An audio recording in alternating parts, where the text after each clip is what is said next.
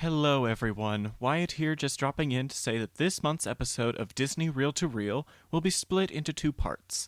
Of course, we will be focusing on the post-Renaissance era rankings with my cousin Raeley, who is returning once again. But I figured it appropriate because A, the episode recording was long enough to sustain like two parts, but also because one half of our discussion on these movies was very agreeable, but the other half became more contentious, and I figured let's just have let's have an episode for the good stuff and then save the the slight negativity for a later time.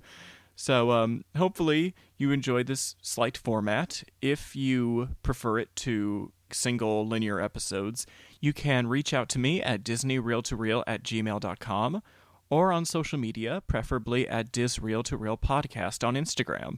Hope you enjoyed this month's episode.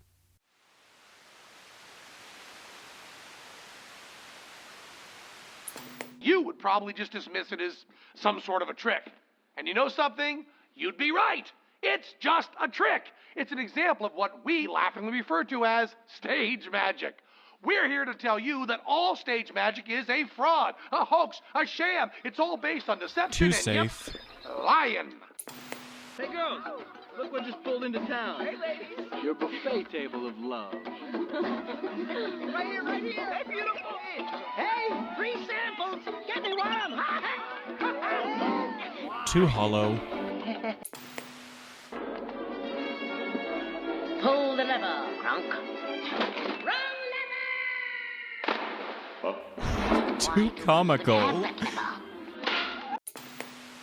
Good afternoon, gentlemen.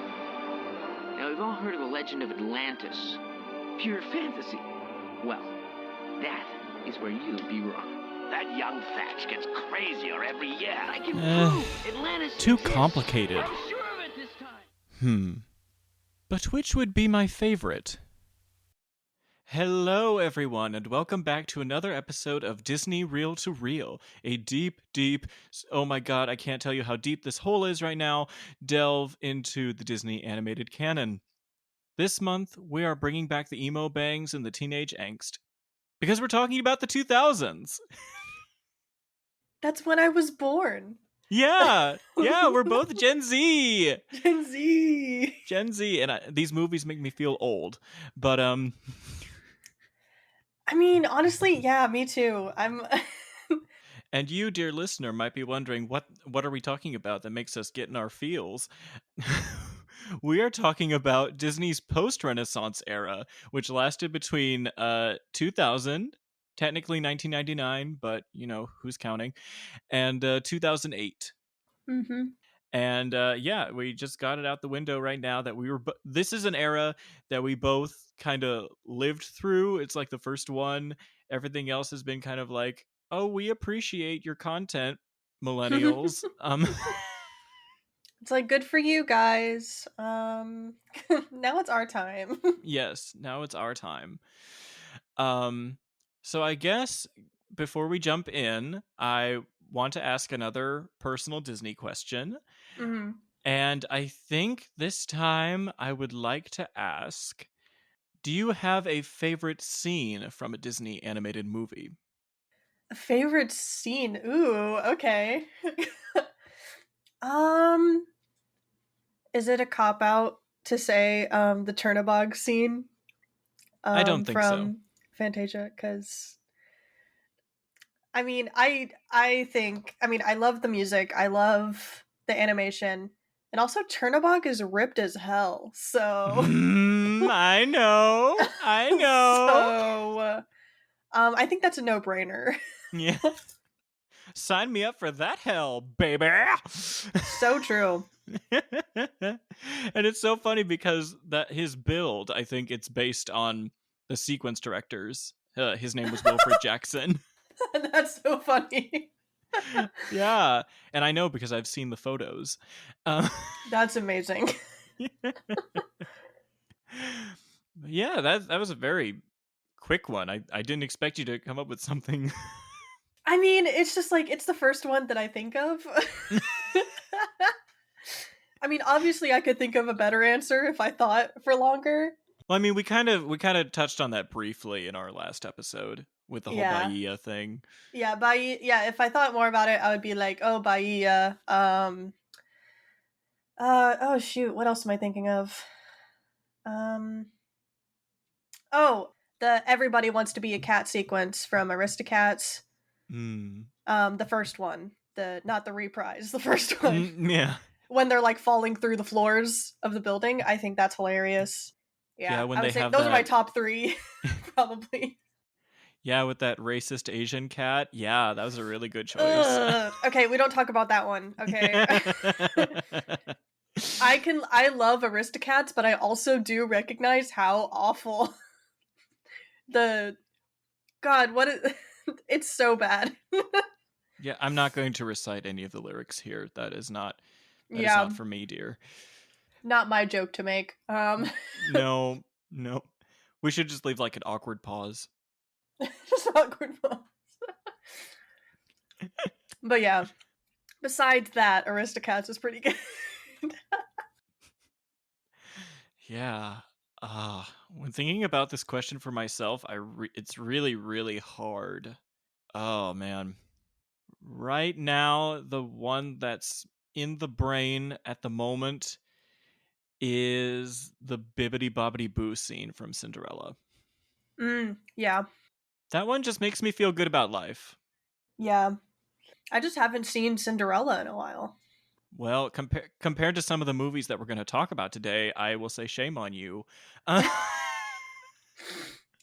Well, you already know how I feel about one of these movies. So. Yes, we'll get to that. Actually, 2 of them. 2 of them, you know how I feel. We're gonna get to that. Don't you worry. Mm-hmm. But yeah, I'd say that's probably the big one right now. But yeah, all right. So we can get into our main discussion right now. So on our last discussion, we kind of gave some historical context for the package film era and why we got those 6 movies. Mm-hmm. This time, I don't really want to talk about the corporate or studio stuff, partly because it's more well known to people, but also because I feel like there are some problems that occurred in the early half of the decade that kind of continued on into the latter half. And so basically, the way I want to phrase this now is like, what do you think are the characteristics of a post-Renaissance Disney movie? Actually, I did put this in my notes because I actually wrote down notes this time. Awesome. I didn't. Okay. I call it self-discovery via trauma. I think that was the common theme across every single movie. Except maybe Fantasia, but that one gets a pass because it's a compilation rather than like a solid story.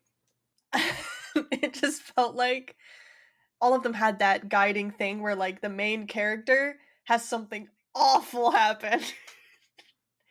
And then they're like, oh, and then that's the story, them figuring out who they are based on after having this awful thing happen, they have to figure things out. I mean, I wouldn't say that's too different from the Renaissance era, but go ahead. I mean, yeah, but like I would say a lot of them have also this like I don't know if it's like a snarkiness, but like they're trying really hard to appeal to like a tween audience, not teens, tween audience. And not even children for the most not part. Children, tweens. That's what it felt like to me. And neither of us can speak to that because we weren't tweens in the 2000s. No, I was a baby. I wasn't even a twinkle in my mother's eye when some of these were released. So, yeah. But I mean, I watched a lot of these when I was in that age range, I guess. And some of these, I watched them for the first time coming up to this. There were 2 of them that I watched for the very first time. Okay. I like when I make my guests educate themselves and... I mean, one of them I really, really enjoyed, so I'm a little mad at myself that I didn't watch it earlier. That's awesome. But yeah. I would say some characteristics are that there's a lot of awkwardness Mm-hmm. in all of That's these where I movies. was getting the tween from. It's like there's a lot of awkward. Well, I don't even know if it's necessarily like an age or generational thing. It's also just kind of like, I feel like I'm watching the first projects of numerous like film directors and producers and story people, Mm-hmm. and not all of them know how to tell a compelling story. Mm-hmm. And so they fill it up with a lot of pop culture references, crude humor, lots of farting. Lots of farting. Like, I should have kept a tally mark list of how many times characters farted in these movies. I should have done that too. That would have been funny.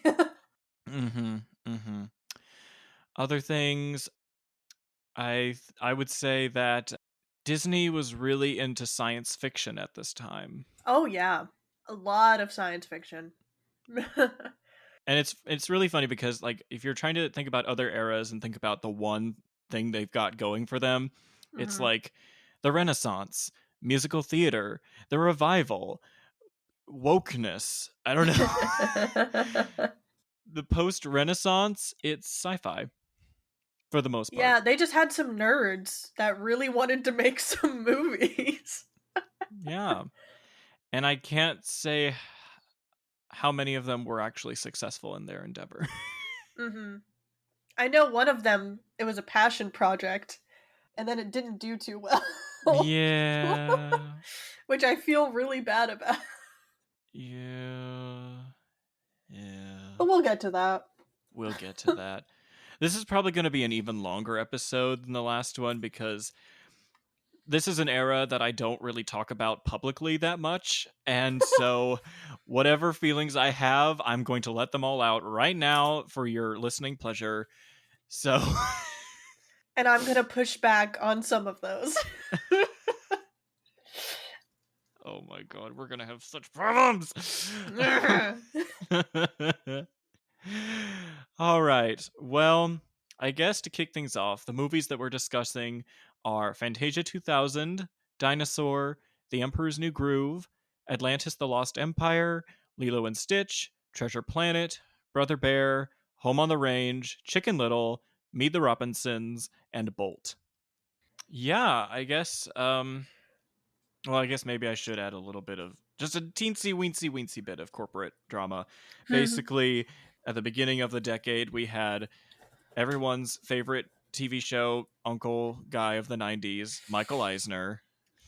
He's my favorite Disney character.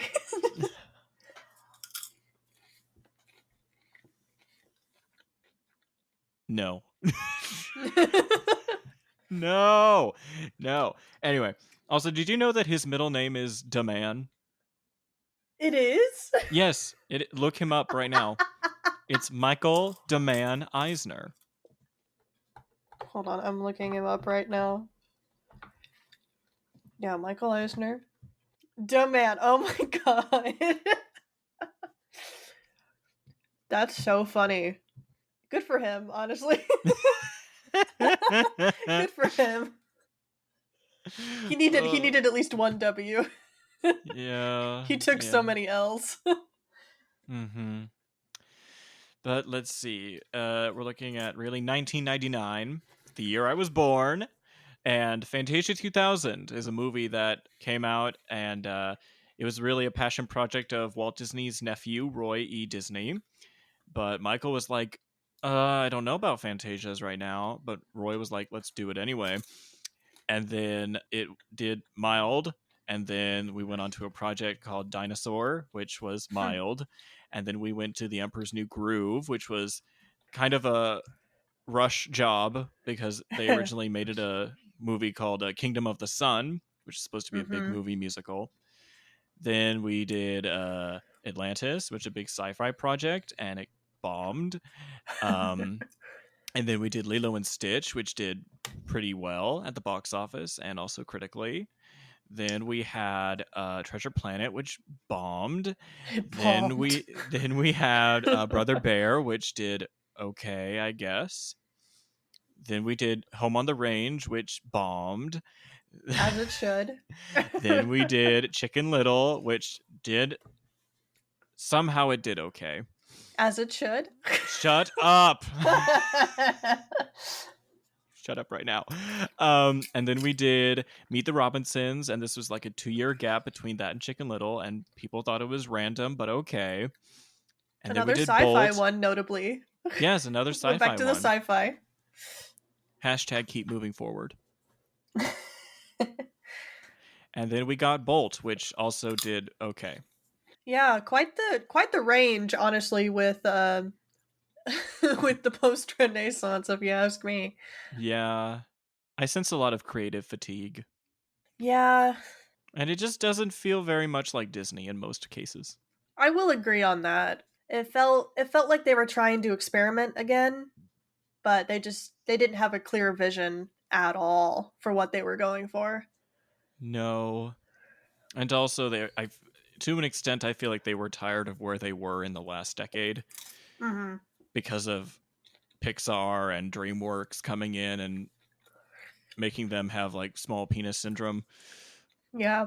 They couldn't handle not having a monopoly anymore, so No. If anything, the greatest issue that I have with this decade is that it convinced them that hand-drawn animation was old hat. Yeah. And it made them like push away from that because CGI animation is so much cooler.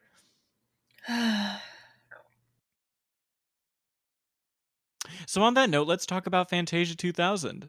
Yeah. Wait, I almost forgot. I'm sorry. We didn't talk about our tier ranking descriptions. Oh, yeah. Yeah. So pretty much if you listen to our package film era ranking, my tiers are going to be just the same as before, going from ma shiz to respect and appreciate to ite to dud to Chicken Little. I already know where Chicken Little's going. Oh, God.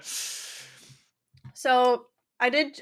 So the tier list that I'm looking at right now actually has like pretty good like pre-made tiers. So I'm just gonna keep that one. They got favorite to good to meh to not my cup of tea and F. Just F. So I think I'm gonna keep that, and I think it's pretty obvious what those mean. Mm-hmm. Okay, but with that out of the way, we can start talking about Fantasia 2000. Yes. You go first. Okay. So it's a little hard to pinpoint how much I actually like this one. I like the other Fantasia more. Same. So I guess I would put it in meh, just because. Actually, no, I'm putting it in good just because of Angela Lansbury. I love that woman. Yeah, that is a good point. I don't care that she's in it for 25 seconds. You put her in that upper tier. I don't care. That's not even a minute. Angela Lansbury's in it. She's a queen. I love Murder, She Wrote. So it goes in good. But I will say it feels very in theme with the rest of these, where it just felt like there wasn't a vision or like I don't know, because I did like some of the individual segments. I loved the second one with the whales flying. Mm-hmm. I liked the last one, like the circle, the cycle one. The Firebird. Yeah, the Firebird. And of course you gotta love the Sorcerer's Apprentice, like great. But the rest of it just kind of felt meh. I didn't really have any strong reactions to the music or to the animation. Or to the stacked celebrity cast. Or to the stacked celebrity cast, except for Angela Lansbury. Mm-hmm. Yeah. I don't know. I feel very mixed about it. I don't particularly like it, but I don't hate it either. So it's just kind of there for me. Mm-hmm. That's a fair summation. So, Fantasia 2000 was one of the first Disney movies that I ever saw. And I don't know if I should be surprised or not surprised that I saw it before the original, Mm-hmm. because obviously I think this one is more accessible to a child than the original, because it Yeah. clocks in at like an hour, and whereas the original is like 2 hours and 4 minutes. Yeah. Walt was a little overzealous with the first one. A little bit. And well, I guess to respond to one of your earlier points, this movie was in production for like 8 years. Yeah. It was weird. It was one of those where it's like it wasn't officially put into production until like the year of or something. Like all of these segments were pretty much done like independently, while Disney studio personnel were like in between bigger projects. Yeah. And so I kind of think that's where the disjointedness comes from.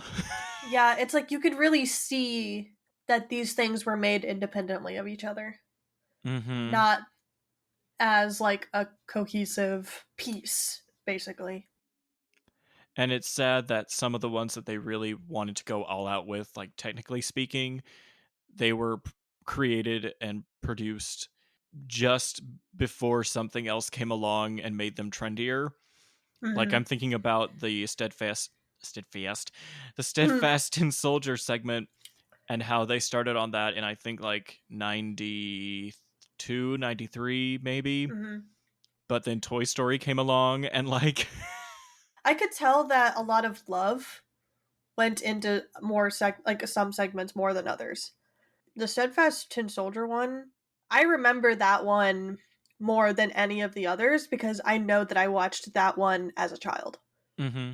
And I immediately recognized it, even like just like from like the first frame. And I was like, oh shit, I watched this one. But like all the other ones, just like I didn't recognize at all. And I don't know. It was just weird how out of this whole movie, only like one or two of the segments of like the 8 segments actually stuck. Mm-hmm. Yeah, I will go ahead and say that my favorites were the Firebird. I kind of have a mixed feeling about Rhapsody in Blue, but I think it's just because a lot of the pieces are very like classical, and Mm-hmm. that's like the jazz one, which I don't hate. Like I like that choice, but it just it does feel like it was smushed in with the rest. Uh-huh. Yeah, like yeah, Rhapsody in Blue I didn't hate, but it just kind of felt boring. It felt very smushed in with the others, and it's cool that they wanted to do like a jazz piece and like show something a little bit more contemporary, but I don't know, it didn't work out with the rest of the others. No. I've been trying to really think about like, okay, what is it that the original Fantasia has that this one doesn't, that I find more appealing? Chernabog's abs. Yeah. You're not wrong. I mean, And okay, he does appear for like a second in the beginning. And in my headcanon, there are gay centaurs in the Pastoral Symphony segment, but that's not actually in the text. It's in the subtext. It's in the subtext. But I think the difference is that this movie does not want to play around with abstract art or anything abstract. It wants to go in a more safe, concrete route. And I just remembered I'd actually written up comments about a few of these movies, and this one I originally wanted to put it in like a sexual metaphor, but not to be like weird. It just made no sense to me. But the way I phrased it was like, most people know that Fantasia, the original, was kind of like Walt Disney's masturbatory project. You know, he was like, I'm just overwhelmed by all this art and this beauty and this music, and I'm just going to put it all and cram it in this 2 hours, and it'll be great and everyone will love it, when in fact they didn't. But then it's like they tried again, and that arousal, that willingness to like explore the possibilities of animation, even if they're not a narrative or seen through like a specific character or anything like that. It plays it safe to the nth degree, and I wish it had the balls to do more. Mm-hmm. Because I think the reason why I like Fantasia so much is music and art. They can both be abstract and independent of one another. And with the human mind, you can come up with your own vision of what this music sounds like. Well, not sounds like, but you know what I mean, like how it feels to you and the sensory overload that it has on you and I mean, stuff. like, I even wrote down, because, like, in the beginning, they even talk about, like, the 3 kinds of music that you'll be, experiencing. And they mention, like, the 3rd kind, which is, like, there's no specific story, there's no specific image that you're supposed to be seeing with this music. It's just, we just interpreted it. And the only segment that really shows that is the first one. Yeah. And I still think it's pretty safe. And it's still very safe because, like, what? You have, like, flashes of light and origami butterflies? You have Doritos. Yeah. So, they didn't commit. No. They didn't commit and they didn't explore. And I think that's the biggest problem with Fantasia 2000. Yeah. So for that, I'm going to put it in the respect and appreciate tier, which is second from the top. Yeah. And then we move on to Dinosaur. Dinosaur, okay. This is one of the ones that I watched for the first time. And? So, I should say, my only exposure to this movie prior to watching it was the ride in Animal Kingdom. That doesn't really have a lot to do with this movie, though, does it? Yeah, it doesn't. The only thing that it shares is some of the cutscenes from the movie. The cutscenes? You're treating it like it's a video game. Well, sorry. I only just recently finished my playthrough of Persona 5 Royal, so I'm and I'm replaying it again immediately after. So, sorry, I'm in video game mode. But, like, the ride will show, like, some of the CGI scenes from the movie, because the dinosaur that you're hunting after is an iguanodon. Like, Alador? Is that his name? Yeah. And so they use him as, like, the reference. And there's a Carnotaurus, which is my favorite dinosaur, by the way. I love Carnotaurus. So yeah, that was my only exposure. So watching the movie, it was kind of like walking into an alternate universe. Because again, the ride has nothing to do with the movie. I've never heard it described that way by any viewer before. I mean, it's just, at worst, it's false advertising. Yeah, I'm watching the movie called Dinosaur, and I'm looking at the character that is shown on the ride, Dinosaur, and it's nothing like what's going on in the ride. And I mean, also, there is the fact that the ride Dinosaur only got opened to promote the movie Dinosaur. Mm-hmm. Because Animal Kingdom was in this weird... Sorry, a park rant real quick. Animal Kingdom was deciding at this time, or like around the same time, was deciding whether to build, Dino Land USA or the more fantasy-themed section of the park. Because originally they were going to have, in the Asia and Africa, and then they were going to have Dino Land and like a more fantasy oriented section. That's why there's a dragon on the sign for Animal Kingdom. But they didn't have enough money to build both of them. So they had to decide between building Dino Land first or the fantasy section. They chose to build Dino Land first and the ride Dinosaur because they had Dinosaur coming out. And they wanted to promote Dinosaur. And I'm sure it's still doing bang-up attendance to this day. Uh-huh. I think we should have gotten Dragon's Keep, but we didn't. And all of those Imagineers went to work for Universal, actually. And that's where the Lost Continent part of Universal Parks came in. Yeah. So that's why they can't do the fantasy section anymore in Animal Kingdom, because all of the ideas that would have gone to that went to the Lost Continent part of Universal. Wow. Yeah. That is some tea that I missed out on. Thank you Yeah. for sharing. It's yeah, sorry. Animal Kingdom is one of my favorite parks. That's really embarrassing. I'm sorry. And I'm gonna move past that. So I just know a lot about Animal Kingdom. I also know a lot about Epcot, but that's not what this is about. No. So I'm just gonna put Dinosaur in not my cup of tea. Just because it was just such a weird experience watching it. And also I didn't really like the art style. It's all outdated dinosaur, science. So none of it's accurate anymore. And it just looks ugly, honestly. To me, it looks ugly. It's very brown.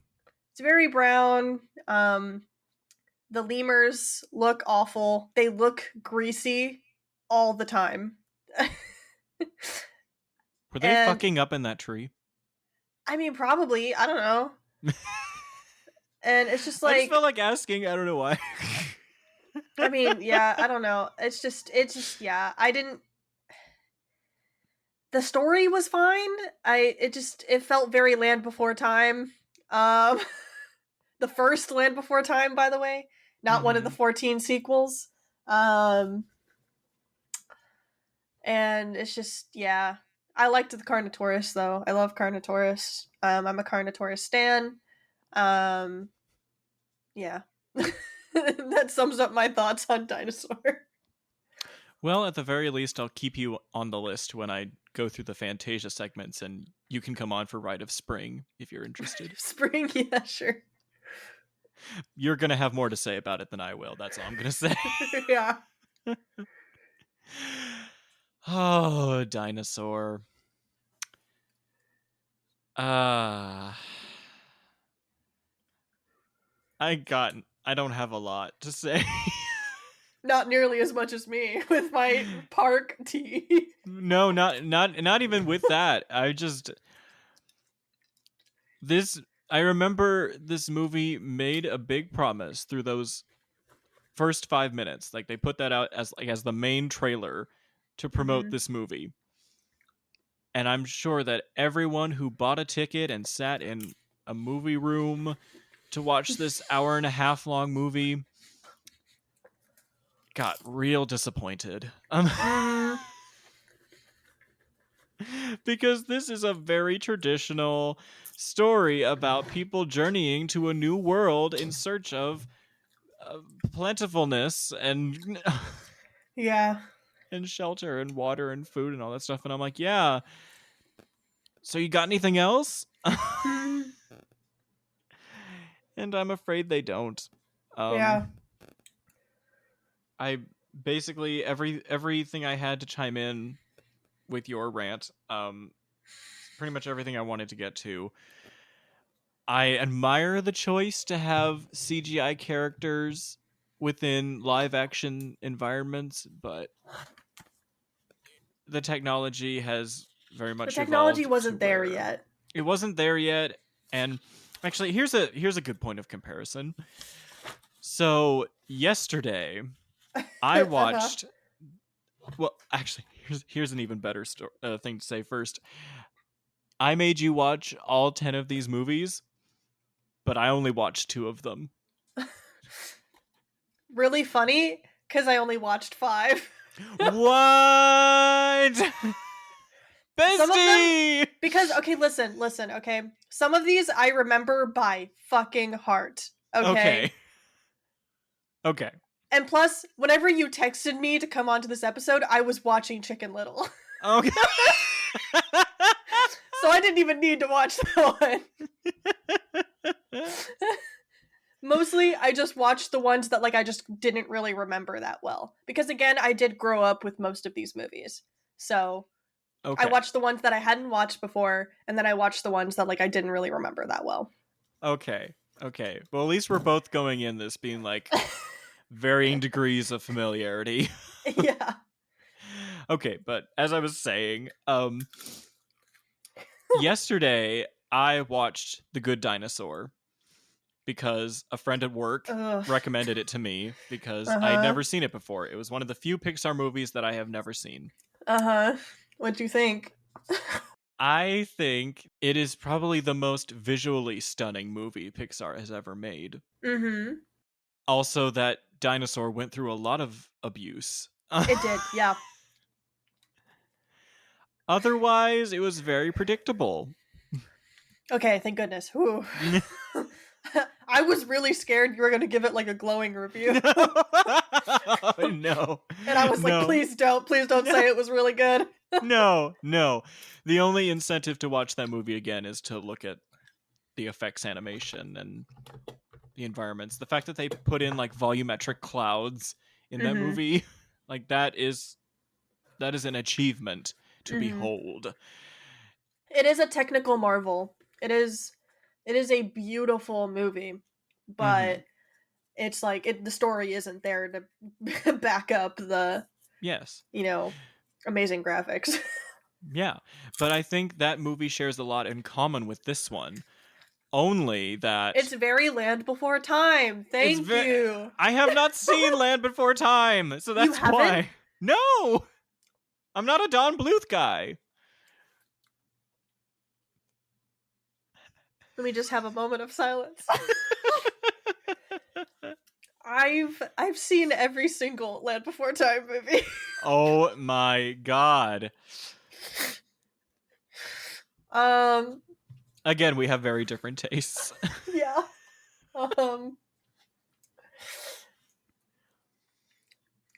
Anyway, you should at least watch the one with Chomper. Chomper's the best character.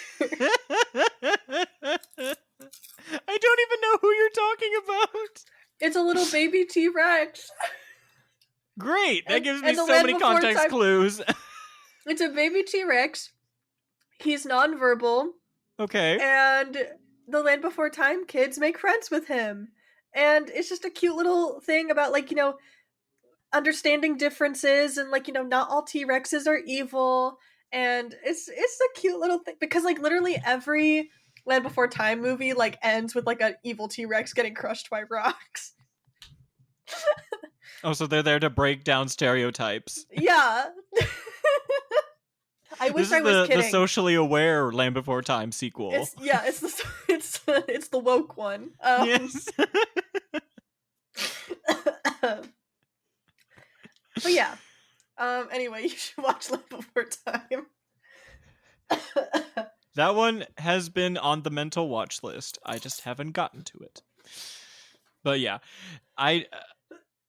aside from being an effects animator, there's nothing inspiring about either of those movies. Yeah. So I have put it in the dud tier. Mm-hmm. I think that's all I have to say. Mm-hmm. Dinosaur just isn't something that, like, inspires a lot of conversation. No. Unless you know, like, an insane amount of the park lore like me. Well, the only other thing I know is that Disney got the idea to make this movie kind of from a guy named Paul Verhoeven, who I can't remember if he directed or produced, but in 1995, he had this movie come out called Showgirls with freaking Elizabeth Berkley. Oh, that garbage fire of a movie. Oh, Showgirls. Wait, you've seen it? Yes! Oh my god! What are you doing? That is NC-17 bullshit! I'm 19 years old. I know, but I'm assuming that I'm assuming you haven't watched it recently. I watched it 2 years ago. Okay. I was like, girl, you have no business being around movies like that right now! Girl, come on. I mean, I haven't even seen it all the way through. You haven't? No, Well, first off, I watched a YouTube reviewer. Her name is Lindsay Ellis. She was a wonderful video critic. I watched that first, too. Yes.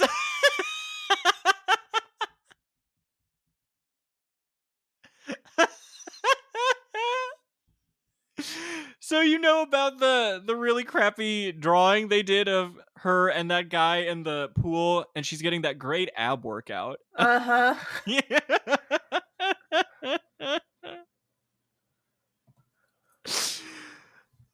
That was the only scene that I looked up on YouTube. Anyway, but yeah, I still haven't seen Showgirls. We're already so bored with these movies that we're talking about other more racier movies. Okay, let's move on to Emperor's New Groove. Okay, Emperor's New Groove. It was really great for us to get this laugh out because holy shit, Emperor's New Groove it's a romp. Uh-huh. I guess like my experience with this movie, the first time I watched it, it was actually not in the 2000s. Mm-hmm. It was in the 2010s when I was in sixth grade, and it was for an orchestra party. We had won regionals. We got gold in regionals, and our director was like, "Hey, let's watch a movie," and he put on Emperor's New Groove. Interesting that he didn't put Fantasia 2000 on, but sure. No, he wasn't a big Fantasia guy. Okay. So I watched it. I didn't grow up with it. I watched it later. And I like it. I think it's a good movie. I think at least most of the jokes still hold up. I think they're pretty funny. Yzma is iconic. Mm-hmm. As always. Literally hilarious. And so is Kronk. Kronk is still a meme. As he should be. He's literally hilarious. And overall, I just think it's a solid movie. I am a little bit sad that we didn't get Kingdom of the Sun, just because I feel like it would have been kind of more epic. But at the same time, I am happy with Emperor's New Groove. I think it's a solid movie, at least. So I'm gonna put it in good, second from the top. Just because I don't think there's anything super offensive about it. At least I don't remember anything. I didn't note anything down as being super I offensive. don't think there's anything. Unless you want to take like them appropriating Incan culture, but there is that. But like, what else is new when it comes to Disney movies? Yeah, it's what else is new? So I just like without that kind of thing, I think it belongs in at least the good category. Mm-hmm. Oh my god. I can't remember the first time I saw this, but I think with this ranking project, I'm going to try to find at least one movie to put in the Mushiz tier. And you better believe this is going in the Mushiz tier. Yeah. I love this so much. This is like we were talking about with Ichabod and Mr. Toad. Like, this is the chaotic energy that I live for, and I can't go more than a year without watching this. Everything you've said is accurate. Yzma is goals. Eartha Kitt was too good for us. I mean, it's just a solid movie. Like it is. It really is. It's one of the few in this like era. I haven't made a list of Disney himpos yet, but he's probably near the top. But as he should be. Yes, and he's such like a stand-up guy. Yeah. Ignoring the sequels.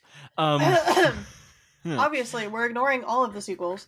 Yes, but that one, the Kronk's New Groove, that's one that I think people talk about more than some of the other ones. Mm-hmm. But anyway, cleansing my skin. I will say that maybe the worst thing I could say about it is that there's that whole moral about Cusco learning to be unselfish and empathetic towards other people. Mm-hmm. And it works. It's consistent throughout the film. But after having this insane comical experience, I don't know how much it sticks with young viewers and stuff. Mm-hmm. Like, I feel like it falls into the category of like Disney movies that I know a lot of people enjoy. Mm-hmm. Like, they love watching them like over and over again, but it doesn't have a strong impact on their lives. Mm-hmm. I guess it's not a transcendental experience, I guess. Yeah. which that's fine. Not every movie has to be like that. Yeah. But I think about that because of how captivating this movie is to a lot of people, and I'm just like, oh, don't you wish it was a bit more emotionally resonant? You know, like Beauty and the Beast or something, but you know. I don't know. Like Lilo and Stitch. Yeah. We're not there yet, but we're not there yet, but that one tries a little harder. Yeah. But yeah, let's just say that this and Chicken Little were directed by the same guy, Mark Dindal. And he is on both ends of this tier list. So for you, maybe. We'll get to that. But yeah, fucking Emperor's New Groove. Absolute high, like the highest recommendation I can give for this era. I mean, by far. I also give it a high recommendation. It is a good movie. It didn't hit with me like it did with you, but like I still appreciate it, and it's like I'll watch it. Like I haven't heard of anyone who will like turn the TV off or switch to something else. If you haven't watched it yet, you should. I think of this era, it's one of the better ones. Yes, absolutely. And then we can move on to Atlantis, the Lost Empire. Okay. So this is the one that I hinted at earlier that I had never watched before, and I loved it. As I am... Okay. Another embarrassing fact about me. I love Avatar. Like the blue people one. I'm a genuine fan. Now. Okay, so if I said The Good Dinosaur was a good movie, you would have freaked the fuck out. But you say Avatar is like the bomb, and No, you didn't let me finish. Okay, I'm sorry. I jumped the gun. I am very aware that it is a basic ass white savior movie. Okay. I do not like the plot. I like the Na'vi. I like the world building. I like the boring bureaucratic, conflict that's going on. Those are my favorite parts of the movie. So, it's the same thing with Atlantis. Do I recognize that this indeed is another white savior movie? Yes. Yes. But does it have a ton of cool fish-shaped technology? Also yes. And do I love hammerhead sharks? And Milo drives a hammerhead shark vehicle? Yes. Do I like Kida? Is she hot? Yes. Yes. She is a beautiful woman. Yes. I'm gay and I think she's snatched. I'm so queer and she's beautiful. Yes. I too would give up my regular human life to live with her. I understand, Milo. I would do the same shit. Yeah.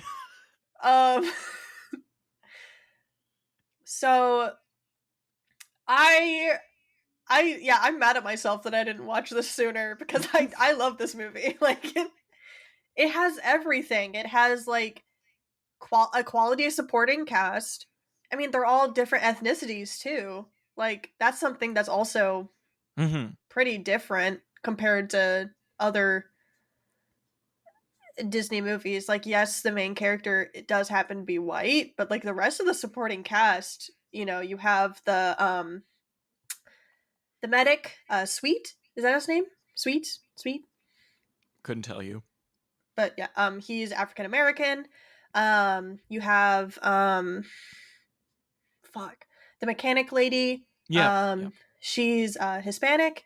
Or like Latino American. And then Mole, I don't know exactly what ethnicity he is, but I know he's French.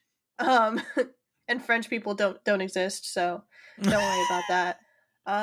They're as real as unicorns. Yeah, I get it. Yeah. And then of course, Kita, the main love interest, she is also a person of color. I think that's kind of cool. Mm-hmm.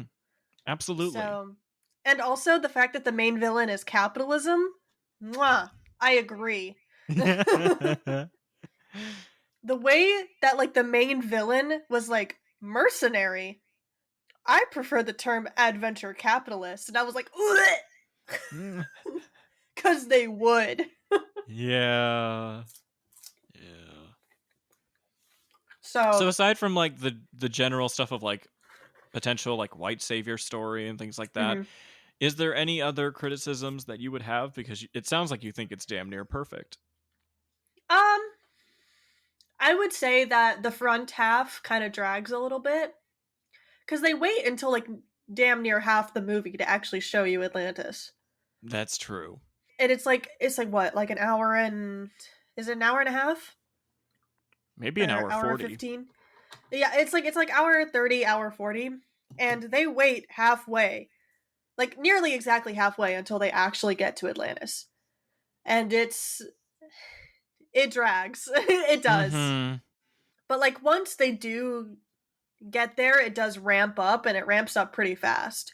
I like this movie, but I will admit that the first half is a little hard to get through.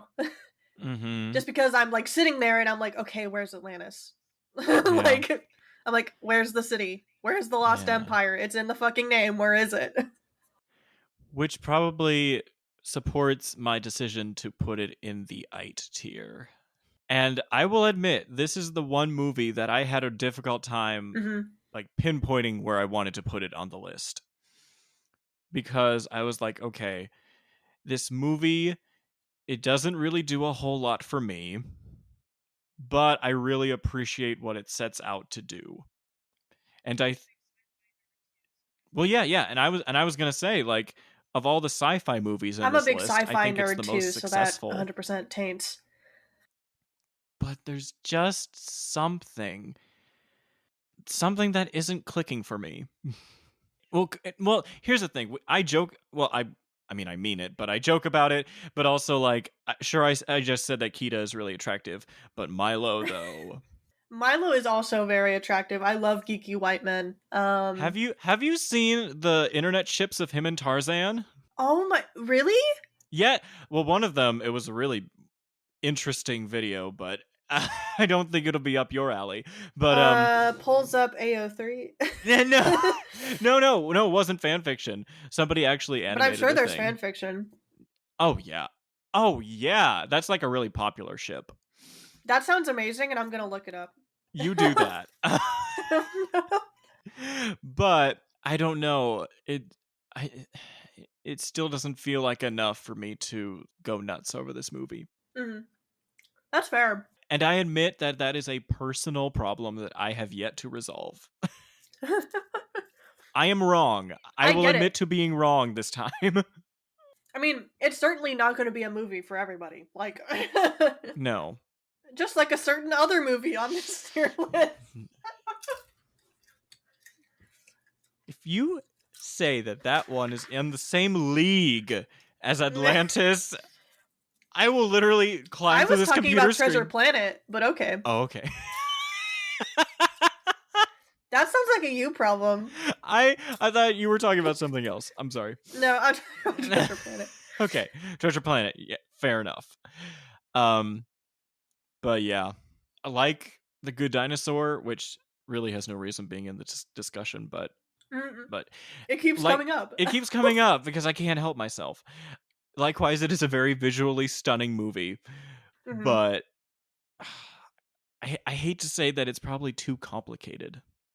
That's fair. Yeah, and I think it's probably because like these people, I'm sure they wanted to make this movie like a good 2 hours. And they probably would have helped out with that first half, but because it's a Disney movie, like their time slots cater to a specific demographic, and they could only do so much. So I'm willing to give them a pass on that, because it sounds like they did put a lot of time and attention into this project. Yeah. I mean, probably because it's so complicated. That's why I like it. I got the whole gamut. You know, I got ADHD, I got anxiety, I got fucking autism. Like, Oh my god, Soul Sister! so it's like it hit the perfect marks for me. Mm-hmm. For me to like really like it and to like latch onto it. But perfectly reasonable that someone else would not latch onto it like I have. Okay. But yeah, anyway, a way better movie. Yeah. Oh yeah. Oh yeah. And to the internet, I sincerely apologize.